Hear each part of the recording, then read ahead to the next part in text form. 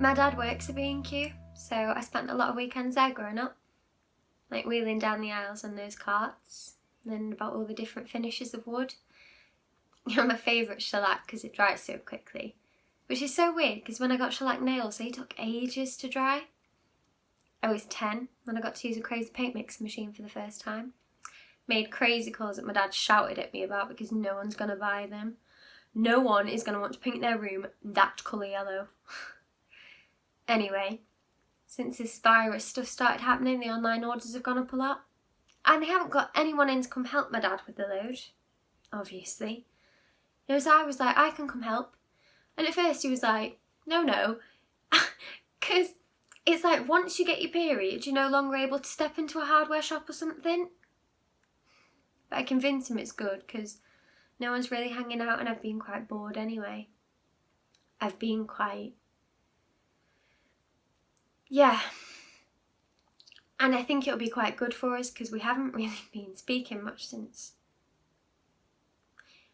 And I've been sitting in my room on the weekends, studying and stuff, so I thought I'd just go. And it's just us in this giant storeroom.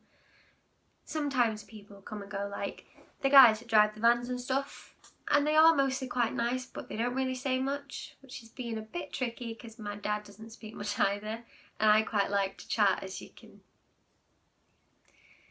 One time I even played an album I know he used to like when he was younger. And he danced around for a bit.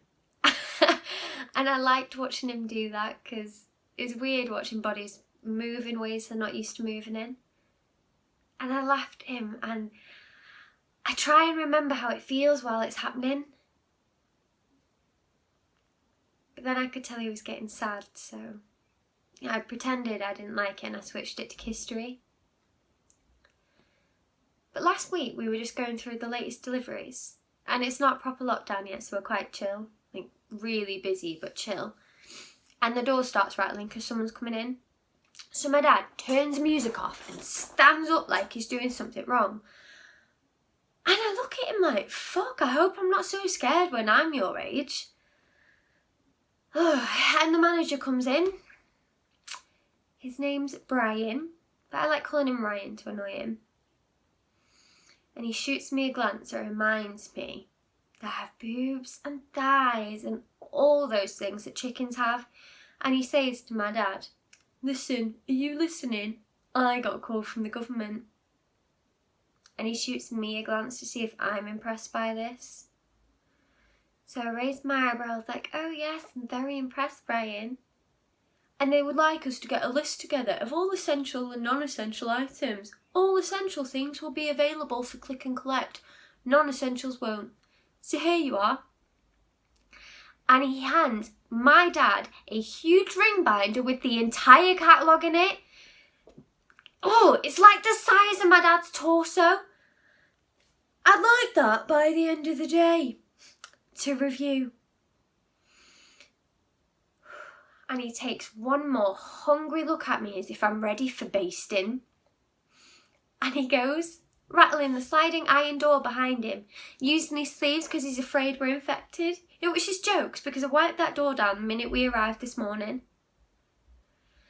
And I look at my dad and he's worried by the end of the day. So I smile and hold my arms out for the ring binder. And it's easy enough at first. All plumbing and electricals essential. Christmas decorations and garden lighting non-essential. Wine cooler non-essential. Ladders essential. Then it gets a bit tricky. Washing machines. Dad reckons non-essential. You can wash your clothes by hand. But I reckon a lot of people would disagree with this. So I put yellow mark in it. Yellow is for maybe, for in between, for we can't quite decide. And he tuts at my luxurious view of the world.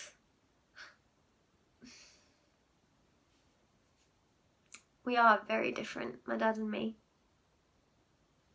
Chalk and cheese, my mum used to say. Black and white, essential, non-essential. But as a kid, we always had this time together in the shop where he would tell me this does this and that does that. And I would think, God, my dad is so cool. Like, he knows everything.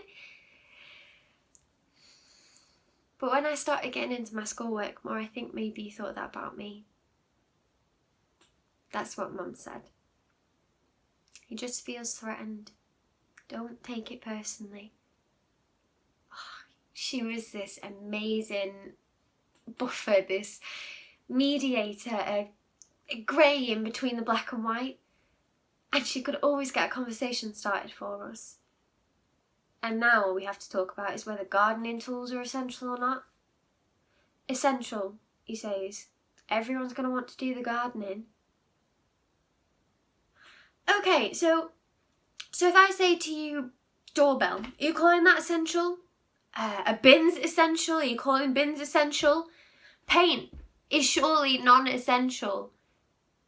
But when I think about watching those colours swirl about in the mixing machine and then feeling them drip off the brush into a pool of liquid, that's got to be essential to someone.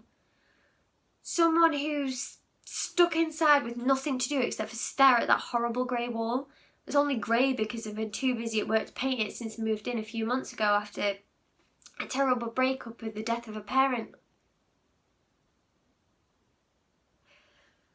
Or something. Yeah, so who am I to take the happiness away from them at a time like this?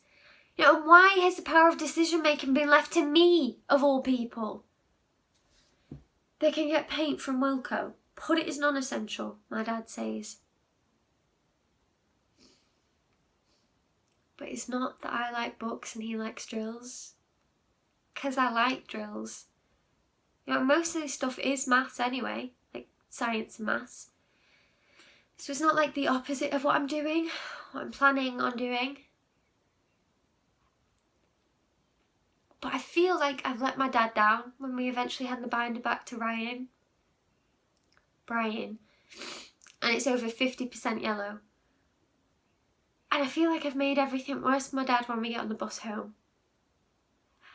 And I feel so embarrassed that I invited myself to his work and made his day so shit. And all I ever do is make things worse for him. I always have, ever since I wasted that paint by mixing it into a weird colour that no one would ever want to buy. And I feel like I can't be there for him as much as he can't be there for me. And I feel like we need my mum, and how the fuck are we going to do this without her?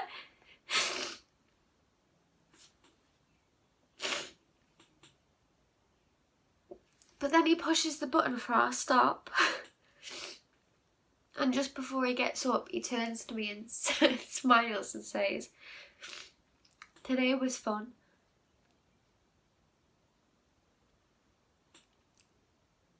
So maybe I'm not very good at deciding if something is essential or non-essential. Because most of the time it's somewhere in between. You know, like, depending on the person. Not black, not white, but somewhere very grey.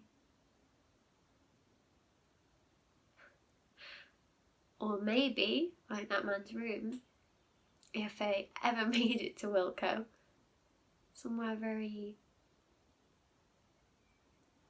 yellow.